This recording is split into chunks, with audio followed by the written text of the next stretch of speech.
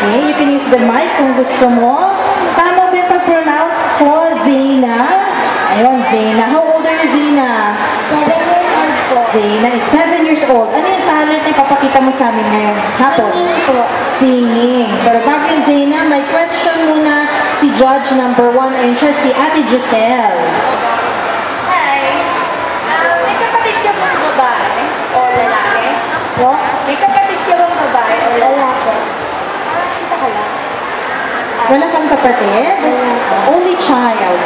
Halimbawa, may kapatid ka, babae o lalaki. Paano mo maipapakita sa kanya na love mo siya? Papangalagaan ko po siya lagi. Okay. Napaka-deep. Okay na po ba, Ate Giselle? Satisfied ka na sa answer? Opo. Okay. Sige, Zena. Sana maging ate ka in the future. Asan ba si Mommy tsaka si Daddy?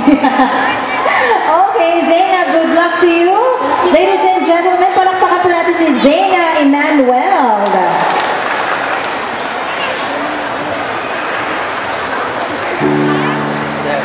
I never see it all in the face. I'm cutting my teeth on